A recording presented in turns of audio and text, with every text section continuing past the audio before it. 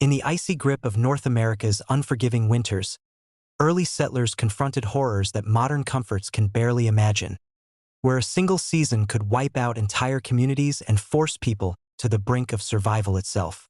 Picture the year 1609 in the fledgling colony of Jamestown, Virginia, during what history remembers as the Starving Time. Over 500 hopeful English colonists had arrived with dreams of a new life, but as the brutal winter descended amid the Little Ice Age, a period of unusually cold temperatures and erratic weather that gripped the continent for centuries, their world collapsed. Food supplies dwindled to nothing after supply ships failed to arrive, crops failed due to drought, and the Powhatan Confederacy laid siege, cutting off any chance of foraging or trade. Trapped inside their crude fort, the settlers ate horses, then dogs and cats, rats and mice, snakes pulled from the woods, and even boiled leather from their boots and belts for the scant broth it yielded. Desperation drove some to the unthinkable. Archaeological evidence from a young girl's remains, known as Jane, shows clear signs of cannibalism, her skull butchered for marrow in a last-ditch effort to stave off death. By spring, only about 60 gaunt survivors remained, a staggering loss that nearly ended England's first permanent foothold in the New World. Yet somehow, through sheer will and the eventual arrival of relief ships, they endured, learning lessons that would echo through centuries of American settlement. As word of these trials spread across the Atlantic, another group of dreamers faced their own deadly winter just over a decade later. In 1620, the Pilgrims aboard the Mayflower landed on the shores of what would become Plymouth Colony in Massachusetts, arriving late in the year as the Little Ice Age brought biting cold and heavy snows to New England. Of the 102 passengers who stepped ashore, nearly half perished before spring, felled not only by the freezing temperatures but by scurvy from vitamin deficiencies after months at sea, exposure in hastily built shelters, and diseases that ravaged their weakened bodies. For months, they huddled mostly aboard the ship or in simple huts, burying their dead on Coles Hill while the living scavenged for shellfish and whatever roots they could dig from the frozen ground. William Bradford, who later became governor, described it as a time when 2 or 3 died in a single day, with families wiped out and only a handful strong enough to tend the sick. The Pilgrims' first winter was a gauntlet of isolation and loss, yet it forged unbreakable bonds when native allies like Squanto from the Wampanoag tribe stepped in, teaching them to plant corn, beans, and squash, the Three Sisters method that ensured future harvests, and how to fish the local waters. Without that critical knowledge transfer, the colony might have vanished like so many before it, but their survival through cooperation marked a turning point, proving that adaptation and alliance could conquer even the deadliest seasons. The Little Ice Age wasn't just a backdrop. It amplified every hardship for these early settlers across the colonies, bringing longer, harsher winters with deeper snows, frozen rivers, and unpredictable thaws that ruined stored food or flooded fields. From Virginia to the Northeast, colonists arrived unprepared for conditions far colder than Europe's, where droughts had already strained native food supplies and made conflict inevitable. In Jamestown, the siege turned scarcity into famine, while in Plymouth, the cold exacerbated disease. But as settlements stabilized, survivors began developing strategies that went beyond desperation, turning winter from a killer into a manageable challenge through foresight and ingenuity. They learned to build sturdier shelters, starting with dugout cellars and evolving into log cabins chinked tightly with mud, moss, and clay to trap heat and block drafts.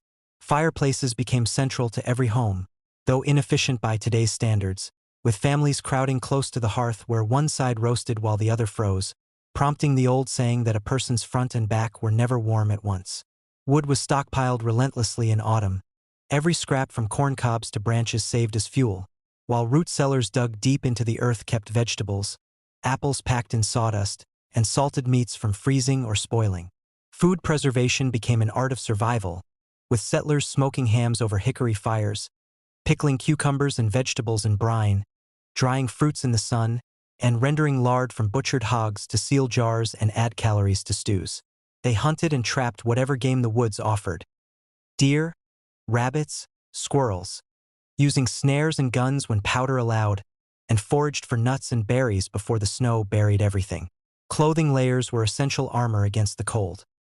Wool long johns spun from their own sheep, linen undergarments, heavy coats from deer hides or traded furs, rabbit muffs for hands, and caps pulled low over ears.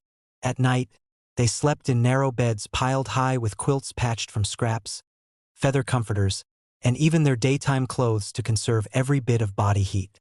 In more desperate times, like the frontier expansions later on, some turned to snowshoes adapted from native designs to move through drifts or insulated their walls with straw and moss as makeshift barriers. Community cooperation was key too. Neighbors shared labor for chopping wood. Women carded wool by the fire, and entire families rotated chores to keep the home warm and the larder full. These methods weren't foolproof, but they transformed raw endurance into sustainable living, allowing colonies to grow despite the odds. Even as the colonies matured into a young nation, the echoes of those deadly winters lingered in moments like the brutal encampment at Valley Forge during the Revolutionary War in 1777 and 1778. There, George Washington's Continental Army, many of them farmers and settlers themselves, faced shortages of food, clothing, and blankets amid freezing rains and snow, with thousands suffering from disease and exposure. Soldiers wrapped rags around their feet, huddled in log huts, and foraged desperately. Yet they drilled and endured, emerging stronger for the fight ahead. It was a reminder that the spirit of those first Jamestown and Plymouth survivors lived on in their descendants, who had internalized the hard-won knowledge of preparation and resilience. Farther west, as American expansion pushed into the mountains, the Donner Party's ordeal in the Sierra Nevada during the winter of 1846 to 1847 stood as one of the most infamous tests of all. Trapped by early heavy snows after taking a risky shortcut, the 87 pioneers exhausted their supplies, slaughtered their oxen, and resorted to boiling hides and, tragically, cannibalism among the deceased to survive until rescue parties arrived.